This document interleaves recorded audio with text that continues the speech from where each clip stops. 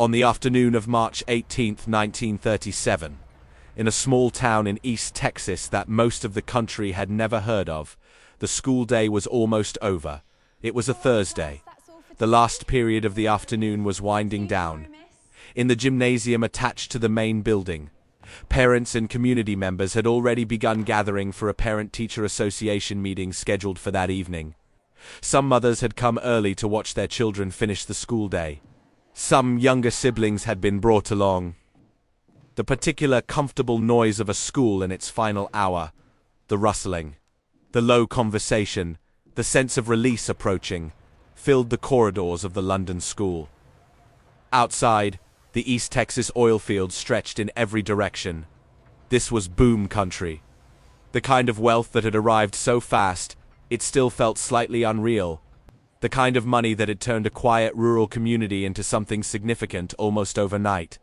The London school was the physical evidence of that wealth. A large, modern, well-equipped building that a community of oil workers and their families had built for their children because they could afford the best, and they had chosen to spend it here. New desks, new textbooks, a heating system that used natural gas piped directly from the oil field infrastructure that surrounded the town on every side. At 3:17 in the afternoon, the building ceased to exist. Not caught fire, not collapsed, ceased to exist.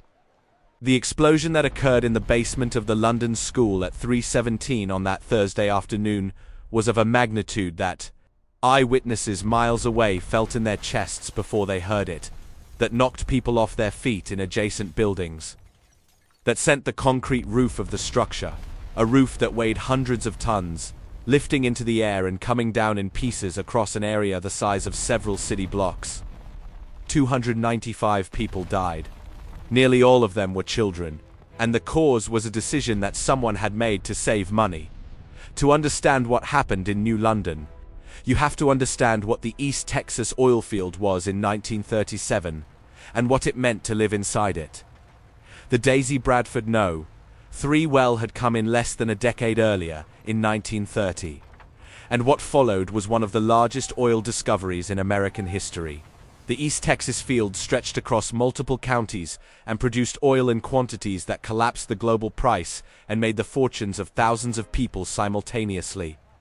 The towns that sat on top of it, and New London sat directly on top of it, went from quiet farming communities to industrial boomtowns in a period of years. The London School District was, by the standards of rural Texas in 1937, extraordinarily wealthy. The tax base from oil production funded a school that would have been enviable in cities many times the size of New London. The building was modern, the faculty was well paid. The enrollment was over 700 students. The school used natural gas for heat. This was standard practice in the oilfield region. Natural gas was a byproduct of oil production. It was piped everywhere. It was essentially free if you knew how to tap into it. The school had originally contracted with the United Gas Company for its supply, paying a monthly rate for gas delivered through the utilities lines. At some point, the exact date was disputed in the investigations that followed.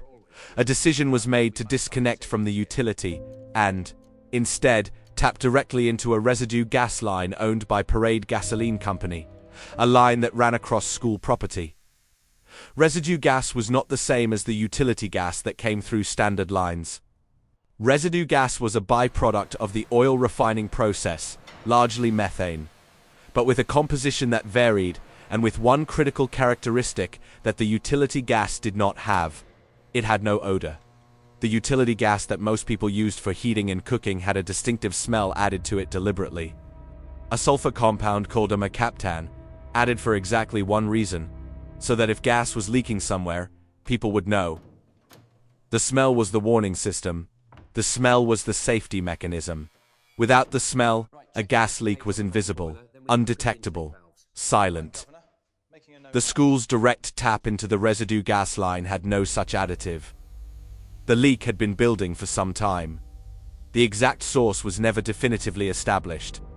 The explosion destroyed the evidence too completely.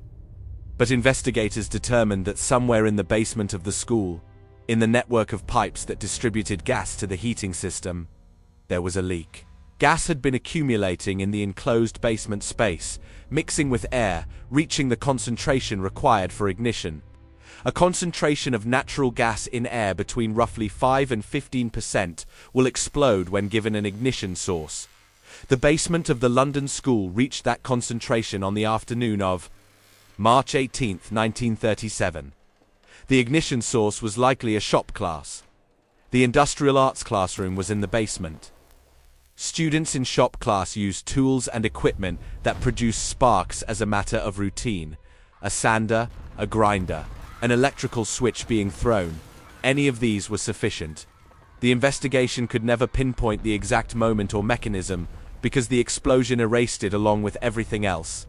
What witnesses outside the building described was a sound that was not like anything they had heard before and could not be adequately compared to anything afterward. Not a boom, not a bang. Something that was felt rather than heard first. A concussive pressure that preceded the sound by what felt like a fraction of a second. Then the building moved. Then the roof went up. A teacher who was standing outside on the school grounds at the moment of the explosion later described watching the roof rise into the air as a single piece and then separate into sections as it came down. She described it with the specific detachment of someone whose mind had refused, in the moment, to process what it was seeing as real. Inside the building there was no warning and no time. The students in the classrooms on the upper floor, the floor that sat directly above the basement where the gas had accumulated, were in the center of the blast. The walls of the school, which were constructed of concrete and steel, were designed to be strong. In an ordinary structural failure, they might have protected the people inside. In an explosion of this magnitude, that strength worked against the occupants. The walls did not simply collapse outward and release. They failed in ways that directed force inward and upward, and the people inside those walls had nowhere to go. The rescue operation that followed was conducted by the community itself for the first hours. Because the community was there, and the professional rescue infrastructure of 1937 was not designed for an event of this scale. Parents who had been gathering for the PTA meeting ran toward the rubble. Oil workers from the surrounding fields drove to the site and started pulling concrete with their hands. Teachers who had been outside or in parts of the building that remained standing went back in immediately.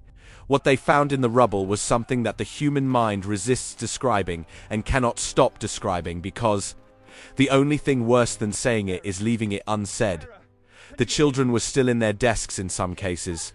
The force of the explosion had been so sudden, so total, that there had been no time for movement.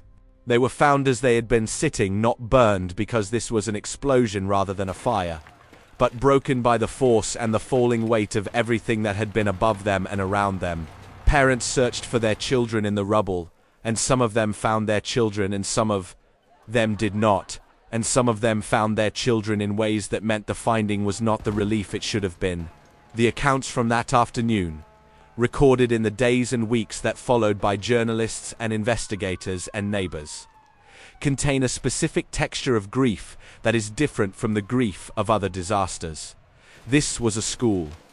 These were children at desks. The violence done to the ordinary safety of an afternoon school day was a particular kind of violation that the community of New London carried permanently. The response from outside the community arrived within hours. Hospitals across East Texas and into Louisiana received the injured. The Red Cross mobilized. The governor of Texas came. The news spread across the country with the speed that news traveled in 1937, which was fast enough that by the following morning, every major newspaper in America had the story on the front page. Among those who responded to the disaster and came to New London in the days that followed was a young man named Lyndon Baines Johnson, then a 28-year-old congressional aide representing the district in which New London sat. He worked in the relief effort, he knew families affected, and he later said that what he saw in New London stayed with him. Whether it directly shaped his later legislative priorities is a matter of historical interpretation.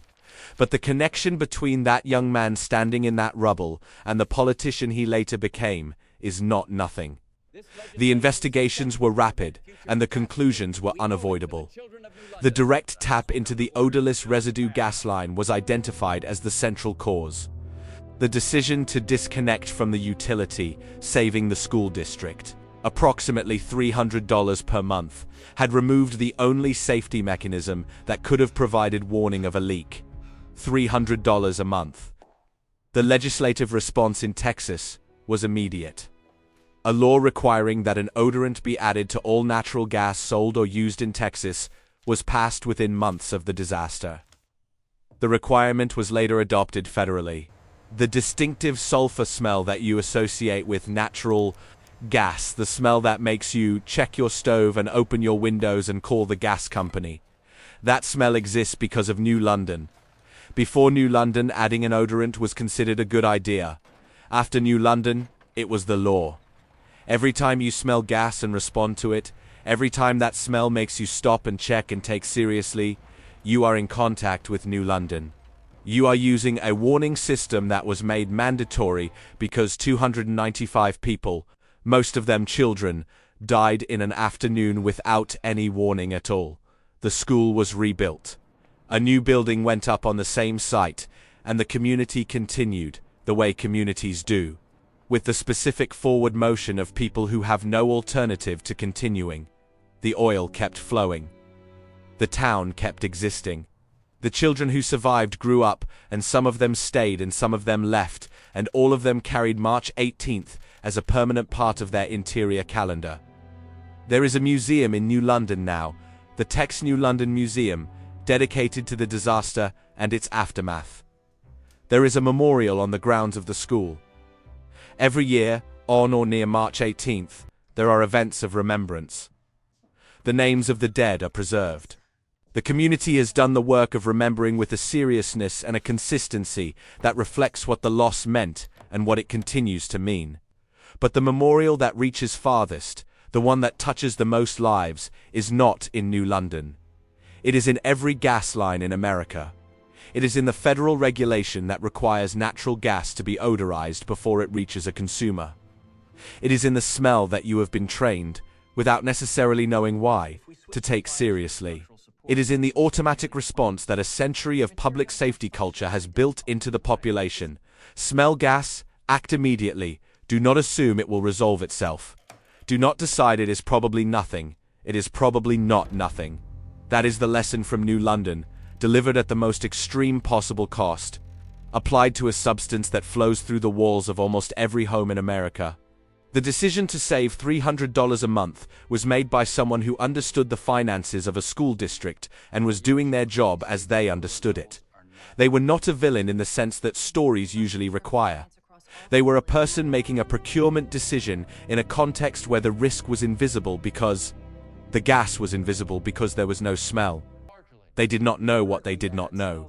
They removed a safety mechanism without recognizing it as a safety mechanism because nobody had told them that the smell was the warning and the warning was the system.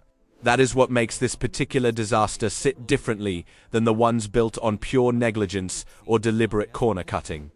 The person who made the decision to tap the residue line did not choose to endanger children. They chose to reduce expenses, which was their job, and the danger was hidden in a technical detail that nobody had surfaced for them.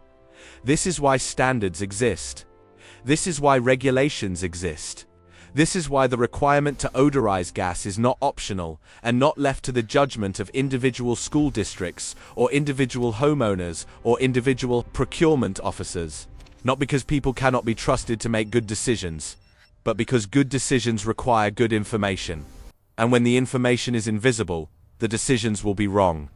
And the consequences of being wrong about this particular thing are 295 children in the rubble of an afternoon. The smell is the information. The law made the smell mandatory. New London made the law. 295 children made New London. Remember them on the afternoon that smells like gas and you stop what you are doing and you check. Remember that the checking is not inconvenience. The checking is the entire point. The checking is what they could not do. Because in the school on the hill in the East Texas oil field on a Thursday in March, there was nothing to smell, and therefore nothing to check, and therefore no warning, and therefore no time. You have the warning. Use it.